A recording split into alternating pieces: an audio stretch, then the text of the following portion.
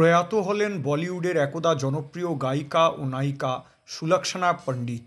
তরুণ মজুমদারের পলাতক ছবির হিন্দি ভার্সন রাহাগীর থেকে কিশোর কুমারের দূর কা রাহি ছাড়াও সংকল্প, কসম খুন কি থোড়ি সি বেবফাই ইত্যাদি অজস্র ছবিতে কণ্ঠশিল্পী ছিলেন সুলক্ষণা পণ্ডিত। সুলক্ষণা পণ্ডিতের কণ্ঠ ছিল সুরের, জীবন ছিল বিষাদের। এক অনন্য শিল্পীর, যিনি একই সাথে ছিলেন গায়িকা, অভিনেত্রী এবং একজন অসম্ভব রকম সংবেদনশীল মানুষ। সুলক্ষণা পণ্ডিতের জন্ম 12ই জুলাই 1954 সালে ছত্তিশগড়ের রায়গড়ে সঙ্গীতপ্রেমী এক পণ্ডিত পরিবারে। তার কণ্ঠে ছিল শুদ্ধ ক্লাসিক্যাল ঘরানার ছোঁয়া, চোখে ছিল রূপলি পর্দার স্বপ্ন।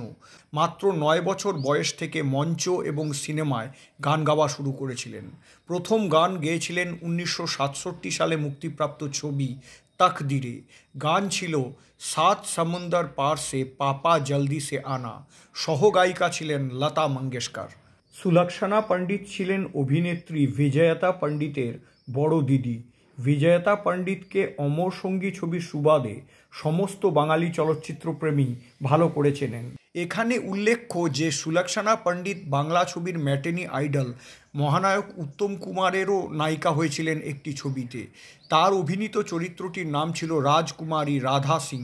এফ.সি. মেহরা প্রযোজিত এবং আলো সরকার পরিচালিত বন্দি মুক্তি পেয়েছিল 1978 সালে। এটি একটি দ্বিভাষিক ছবি ছিল। এছাড়াও নিশান নামের একটি ছবিতে উত্তম কুমারের বিপরীতে অভিনয় করেছিলেন সুলক্ষণা পণ্ডিত। সুলক্ষণা পণ্ডিত ভালোবাসতেন অভিনেতা সঞ্জীব কুমারকে, কিন্তু সঞ্জীব কুমার ভালোবেসেছিলেন হেমা মালিনীকে। হেমা মালিনীর সাথে বিয়ে না হওয়ার কারণে সঞ্জীব কুমার সারা জীবন অবিবাহিত থেকে যান, আর সঞ্জীব কুমারকে না পাওয়ার কারণে সারা জীবন অবিবাহিত থেকে গেছিলেন সুলক্ষণা পণ্ডিত। সুলক্ষণা পণ্ডিত এক সময়ের গায়িকা, এক অভিনেত্রী। আজও আমাদের স্মৃতিতে আছেন তার কণ্ঠ, হাসি আর সেই নিরুপায় প্রেমের জন্য। বঙ্গ বায়োস্কোপ চ্যানেলের পক্ষ থেকে এই অভিনেত্রী এবং গায়িকাকে আন্তরিক সম্মান, শ্রদ্ধা ও সালাম জানানো হচ্ছে।